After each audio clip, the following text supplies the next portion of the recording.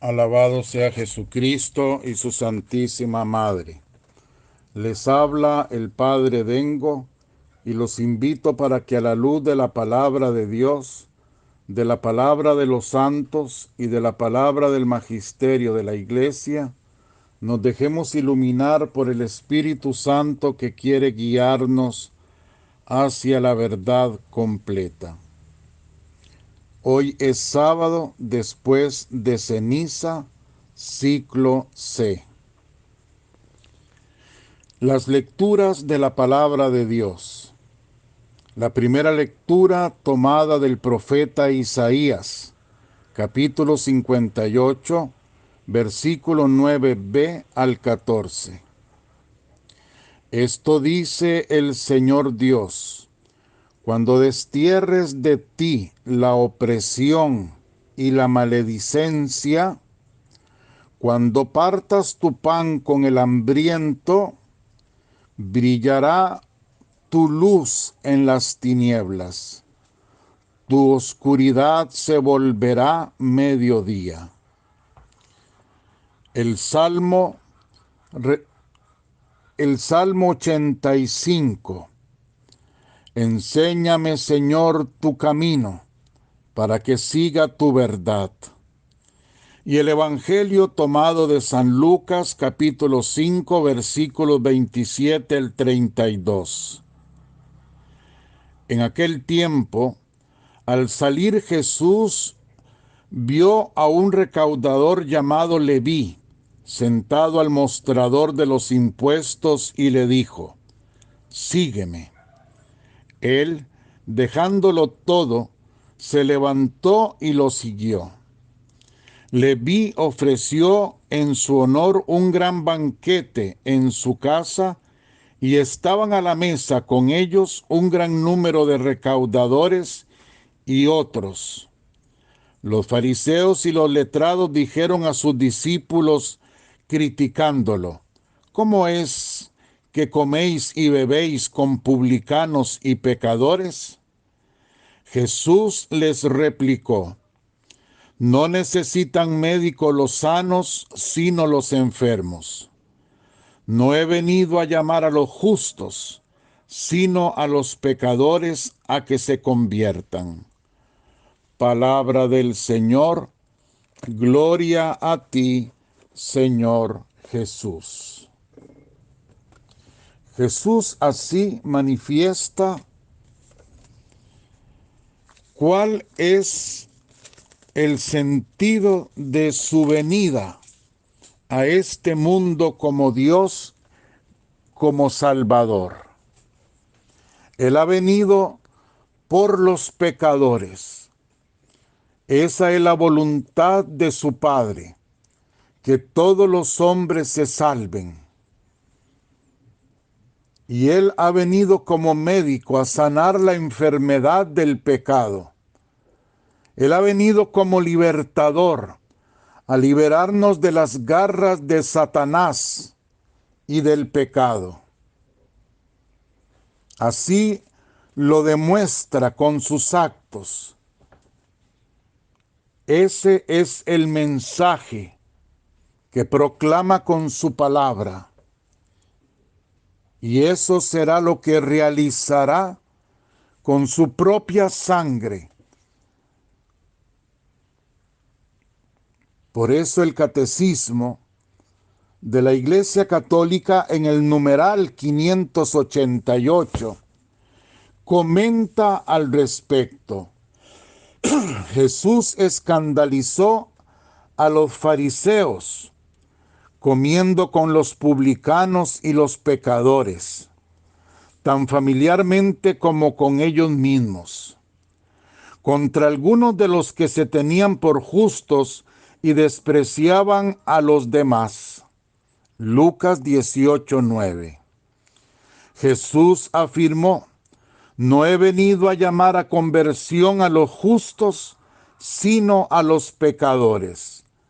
Lucas 5:32. Fue más lejos todavía al proclamar frente a los fariseos que, siendo el pecado una realidad universal, Los que pretenden no tener necesidad de salvación se ciegan con respecto a sí mismos. En el numeral 589, Jesús escandalizó sobre todo porque identificó su conducta misericordiosa hacia los pecadores con la actitud de Dios mismo con respecto a ellos. Llegó incluso a dejar entender que compartiendo la mesa con los pecadores, los admitía al banquete mesiánico. Pero es especialmente al perdonar los pecados, cuando Jesús puso a las autoridades de Israel ante un dilema, porque con ellas dicen justamente asombradas: ¿quién puede perdonar los pecados sino solo Dios? Marcos 2:7. Al perdonar los pecados, o bien Jesús blasfema porque es un hombre que pretende hacerse igual a Dios, o bien dice verdad y su persona hace presente y revela el nombre de Dios.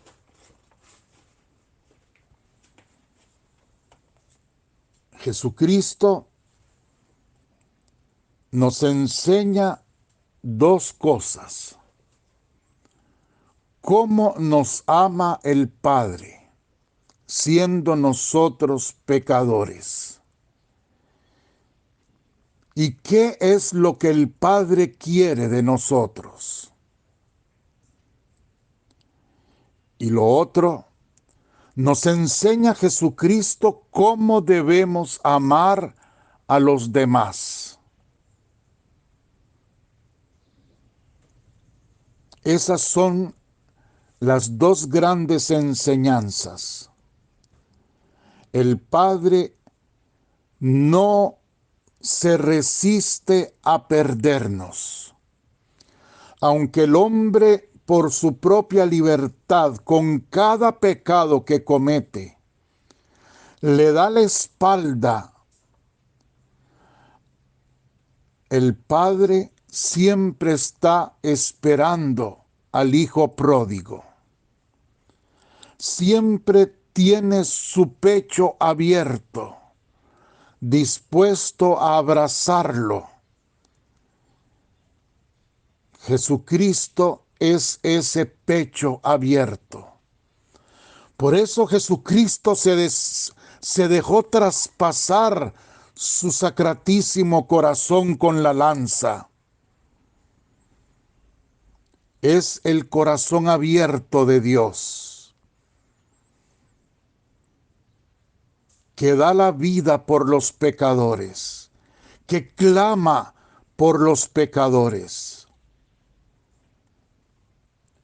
Es el Padre que se revela en el Hijo, a través del Hijo, y nos llama a volver a la vida divina que hemos perdido por el pecado. Él nos hizo para ser felices. Nos llama a caminar por el camino estrecho. Pero este camino estrecho, ya lo decía ayer, este camino estrecho no lo podemos identificar con un camino de tristeza, con un camino de depresión. Es que ya no puedo hacer lo que yo quiero, entonces eso me deprime. Es que ya no puedo pecar, vivir a mis anchas, realizar todos mis antojos. Entonces eso me amarga. Es que precisamente ese ha sido el engaño de Satanás. Hacernos ver que en el pecado está nuestra realización, está la alegría, la felicidad, y nosotros nos hemos dejado engañar por él. Desde Adán y Eva nos hemos dejado engañar por él. El pecado, Satanás nos lo presenta como una mermelada, un frasco de mermelada con su etiqueta, con aquellas, voy a inventar, mermelada de fresa, con aquellas fresas deliciosas, rojas en la etiqueta, y aquel color de la mermelada dentro del frasco, rojo, se ve delicioso, la textura de la mermelada, todo. Cuando abrimos el frasco, el olor a fresas, un olor fresco, atrayente, delicioso. Y se nos olvida que si el diablo nos ofrece esa mermelada, aunque aparentemente se ve deliciosa, esa mermelada contiene un veneno mortal. Ese es el pecado. Así es como nos tienta Satanás. Y todos caemos en el pecado. Los jóvenes, pobrecitos los jóvenes, como no tienen experiencia, se encuentran sin armas para entender esto que estoy enseñando. Los más viejos vamos entendiendo por nuestra propia experiencia que es cierto. El pecado fue atrayente. Caímos en la tentación de Satanás. Pero poco a poco, lo que vimos en aquel frasco de mermelada se va convirtiendo en dolores, dolores de panza, dolores, sí, dolores de estómago, dolores de cabeza, la sangre se envenena, era un veneno lo que probamos. Y cuánto daño comenzamos a descubrir que nos hace el pecado.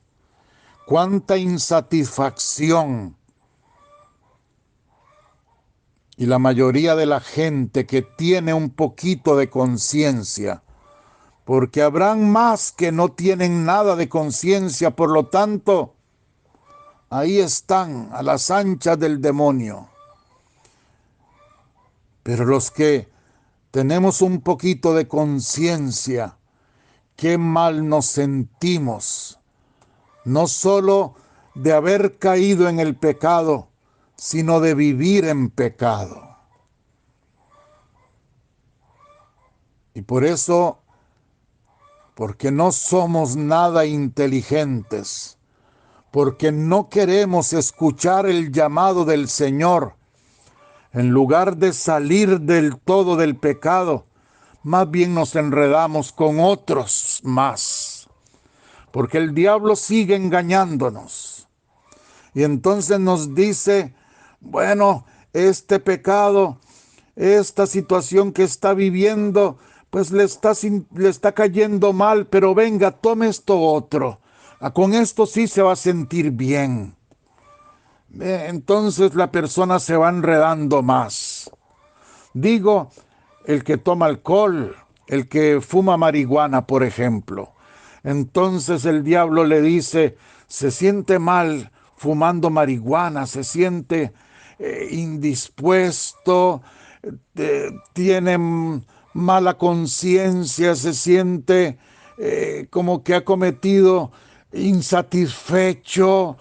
Venga, venga, aquí le tengo algo más para que ya deje de sentirse así. Y le muestra la cocaína. Y después le muestra otra cosa. Y el que tiene una caída con una mujer que no es su esposa, con un hombre que no es su esposo, Entonces el diablo le dice, se sintió muy mal. Se sintió muy mal traicionando a su esposo. Pues entonces, mire, le presento otros más. Es una cosa rarísima. Es una cosa absurda. Nos sentimos mal de haber caído en el pecado y en lugar de salir más bien nos metemos más profundamente. Pero esa es la obra del demonio. Jesús ha venido por los pecadores y a quien tenemos que escuchar es a Él. Por eso no podemos nunca permitir que el pecado nos haga sordos para escuchar el llamado del Señor. Es que eso es lo primero que hace el demonio.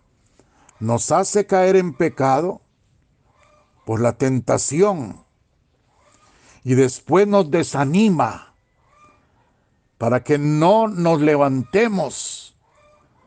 Nos desanima para que sigamos arrastrándonos, para que no nos levantemos de donde estamos. Y vamos cada vez más profundamente hacia el hueco. Eso es lo fatal. Por más pecadores que seamos, por más indignos que nos sintamos, por más negro que haya sido nuestro pasado, hoy debe de haber un hasta aquí. Un hasta aquí mostrando el deseo de cambiar. Y un hasta aquí no permitiendo que el desánimo, que el recuerdo de lo que hemos hecho nos quite, nos robe la posibilidad de ir a Dios.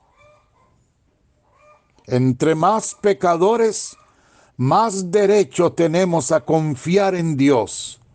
Así lo dijo Jesucristo a Santa María Faustina en las revelaciones de la Divina Misericordia. Entre más pecadores, y esto que dijo el Señor no es nada nuevo. Ahí lo vemos en el Evangelio.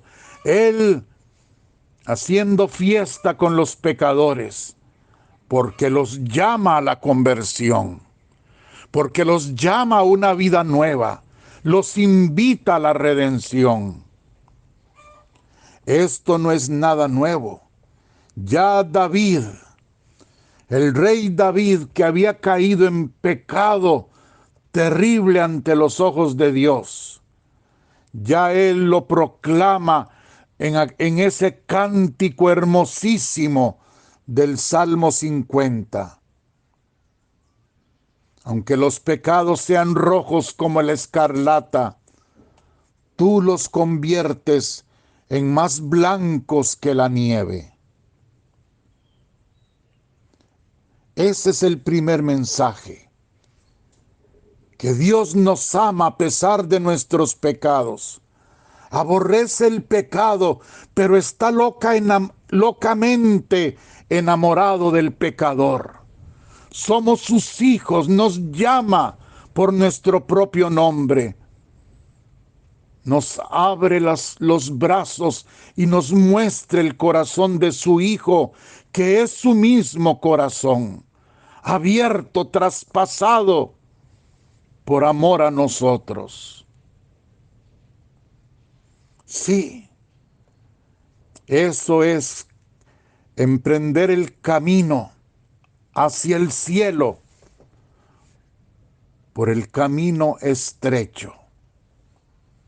Es dejar de creer en las mentiras de Satanás. Y si tanto hemos sido amaestrados por el diablo, creyendo que en el pecado vamos a conseguir felicidad, entonces pues sí será un camino estrecho, caminar por el camino de Dios. En eso es en lo que consiste que el camino de Dios sea llamado por el mismo Dios camino estrecho. No es porque sea un camino de enfermedades, ni de accidentes, ni de desgracias, ni de angustias. No, todo lo contrario. Todo lo contrario. Es que eso es lo que hemos creído. Eso es lo que el diablo nos ha hecho creer. Que si usted camina hacia Dios, el camino es un camino estrecho en cuanto que usted cae en todas las desgracias. Y la gente lo dice, desde que me arrimé a Dios, desde que me arrimé a la iglesia, se me vinieron todos los problemas encima. ¡Mentira! El problema es que usted en sus borracheras, y cuando digo borracheras no estoy hablando de borracheras de guaro, estoy hablando de borracheras de mundo, entretenido en el mundo, en la crítica, en los malos pensamientos, en las novelas, en las fiestas, en todo. En sus borracheras, usted ni cuenta se daba, ni de que la vida por sí misma tiene sus problemas, tiene sus angustias. Usted andaba huyendo de la realidad. No es que ahora porque usted está en los caminos de Dios le caigan problemas encima, enfermedades. No, esos han estado siempre. Lo que pasa es que usted ahora es consciente de la vida tal y como es. Eso es todo. Y usted ahora, siendo consciente de la vida tal y como es, tiene la oportunidad no de hundirse más en esos escapismos, sino de salir a flote con la ayuda del Señor. Ponerse por encima de todo eso malo que de por sí tiene la vida por ser vida. Y ponerse por encima de todo lo malo. Entonces, el camino estrecho que nos habla Jesús no significa camino de problemas, de que se nos van a llegar más problemas. Eso no significa. Cuando Jesús dice, tomen la cruz de cada día, no significa que se nos va a poner un peso enorme. No, no, no. Más bien Jesús dijo, conmigo, dijo Jesús, la carga que todo el mundo lleva en este planeta, la carga de problemas, dice Cristo, conmigo ese yugo será liviano, será ligero. ¿Se acuerdan de esto? San Mateo, el Evangelio de San Mateo. Conmigo más bien la carga es liviana, dice Cristo. Estrecho es el camino porque ya no gozaremos de las felicidades, entre comillas, mentirosas que el diablo nos ofrece, tentándonos, que el mundo nos ofrece, provocándonos, y que el cuerpo, por ser parte del mundo y por estar en las garras de Satanás, pues el cuerpo nos pide. Por eso es que el camino estrecho hacia Dios se llama así, se considera así, el mismo Jesús lo considera así. Porque nos aparta del pecado, que nos atrae, que nos tienta. Por eso, ven ustedes, debemos sentirnos llamados por el Señor y dispuestos a caminar por el camino estrecho. Y debemos, que era la segunda enseñanza que veíamos de estos textos de hoy, debemos ser generosos, no solo para responderle al Señor que tanto nos ama, que en su infinita y divina misericordia nos llama a una vida nueva en Él, siendo nosotros los más viles pecadores, sino también ser generosos nosotros con las demás personas, con nuestros hermanos que también son llamados por Dios a ese mismo amor, a disfrutar de esa misma misericordia. Es que nos comportamos, y los invito para que busquen el Evangelio de San Lucas, donde se encuentra el pasaje, la parábola del hijo pródigo, y siempre se habla del hijo pródigo que dejó al padre, que se fue con su herencia, que la gastó en pecado, que luego ya se dio cuenta que el pecado era la propia desgracia. Ese hijo pródigo sí fue sabio porque supo levantarse humildemente y volver a la casa del padre. Todo eso muy bien, que el padre lo abraza, que el padre pone el anillo en su dedo, que lo cubre con su propio manto, que manda hacer una fiesta. Todo eso lo sabemos. Y lo podemos meditar también a la luz del Evangelio, de la palabra de hoy. Es el mismo mensaje. Pero hay una parte de este pasaje, de esta parábola del hijo pródigo, que no muchas veces meditamos. Y es la reacción del otro hijo del padre, del hermano del hijo pródigo. Cuando salta enojado y dice: a mí nunca me has hecho una fiesta, y yo que siempre he sido fiel a ti, yo que nunca he pecado, me he ido como este. En cambio, a este que se fue a desparramar tu herencia, a este sí le haces una fiesta. Aquí está la otra enseñanza. ¿Cuántas veces nosotros nos convertimos en el hermano del hijo pródigo? Es que yo no soporto esas viejas metidas en la iglesia, son unas hipócritas. Es que yo no soporto esos que predican, ya me los imagino, predicando y por otro lado haciendo lo que es desastres. Es que yo no soporto, es que yo no soporto, es que mire los curas, es que mire esas viejas, rece y rece. Miren, por favor, juzgar solo le toca a Dios. ¿A usted qué le importa? Alégrese que por lo menos están rezando.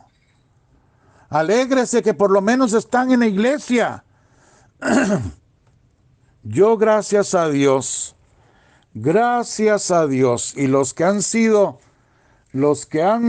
feligreses míos, digo y lo digo con todo mi amor, la parroquia del Roble de Punta Arenas, los amo con toda mi alma. La parroquia de Avangares, las juntas, a quienes los amo con toda mi alma. La parroquia de Cañas, el poquito tiempo que estuve allí, de Coajutor, los amo con toda mi alma.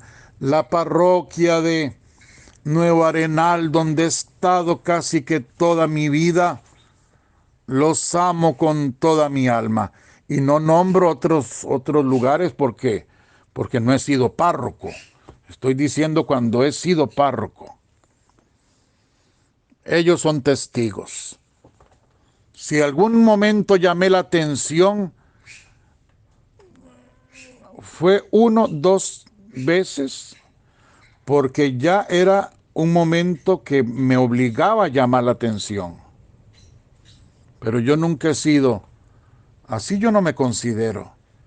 Yo nunca he sido un padrecito refunfuñón que se peleaba con los chiquitos, que se peleaba con las señoras, que se peleaba con los jóvenes.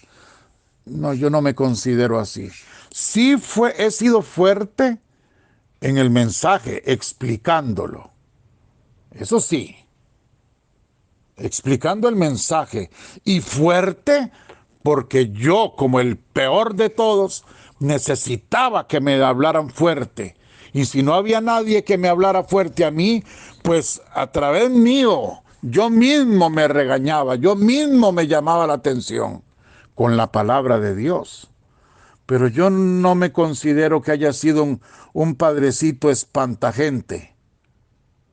Como había dicho un diputado, los padres regañan a la gente que llega a misa, a los que se portan bien, por los que se portan mal y que no van a misa.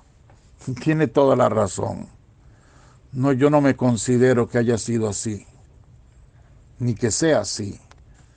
Yo pienso que sí, que con fortaleza, ayudándonos a cambiar con fortaleza.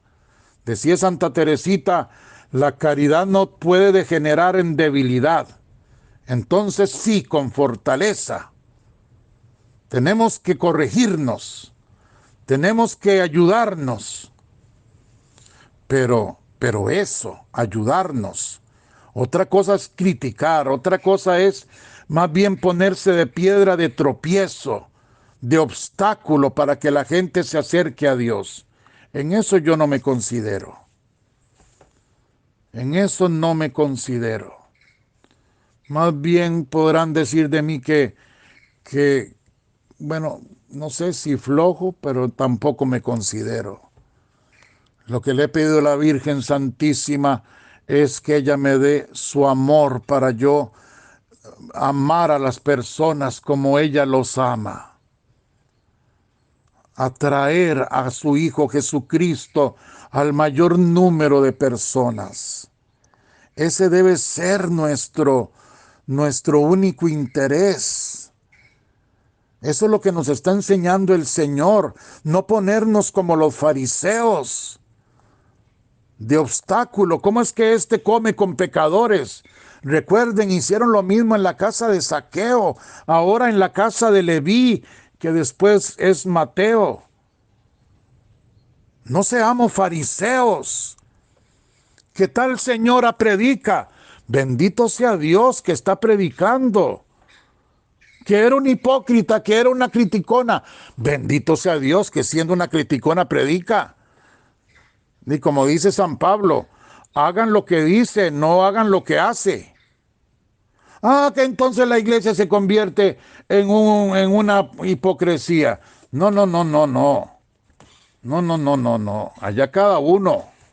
Allá cada uno. Sigamos al Señor Jesús. No, no siga usted a la gente. Rece por la gente. Ayude a la gente para que no seamos hipócritas. Pero, pero poniéndose usted de hipócrita, no va a ayudar a nadie. Porque hipocresía es eso. Lo decía el Señor. ¿Cómo es posible que se pongan a sacar la viga que tienen, como es la mota? Ya se me enredó.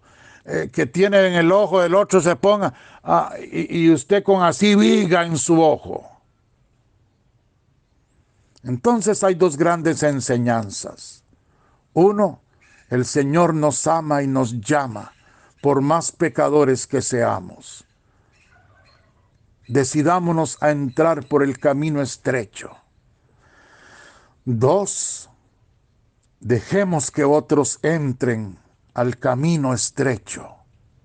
Sintámonos alegres cuando otra persona por lo menos hace un intento por entrar a los caminos del Señor y dejemos de ser hipócritas.